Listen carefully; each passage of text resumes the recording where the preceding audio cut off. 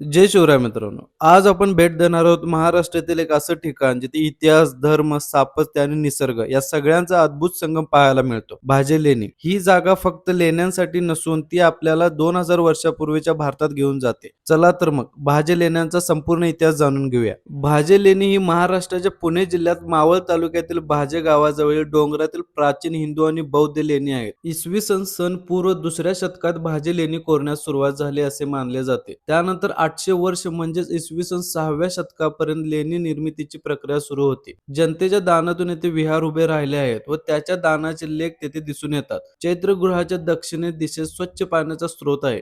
गावाजवळ 400 फूट उंचीवर ही लेणी आहेत. येथील चैत्रगृह महत्वपूर्ण आहे. त्याच्या बाजूला भिक्षूंना राहण्यासाठी असलेल्या खोल्या आढळतात. या लेण्यांना 26 मे इसवी सन 1919 मध्ये महाराष्ट्रातील राष्ट्रीय संरक्षित स्मारक म्हणून घोषित केलेले आहे.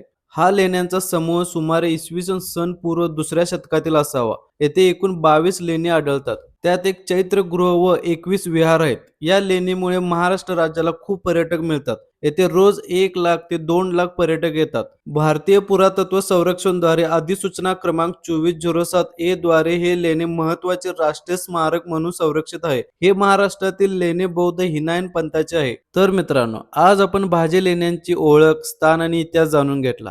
पण अजूनही बरंच काही बाकी आहे. पार्ट 2 मध्ये आपण पाहणार आहोत भाजे लेण्यांचं अद्भुत स्थापत्य, लाकडी कमानीचं रहस्य आणि काही असे रोचक तथ्य जे फार कमी लोकांना माहीत आहे. तोपर्यंत हा व्हिडिओ लाईक करा, आपल्या मित्रांसोबत शेअर करा आणि पार्ट 2 साठी चॅनलला सबस्क्राईब करायला विसरू नका. तोपर्यंत जय भवानी, जय शिवराय.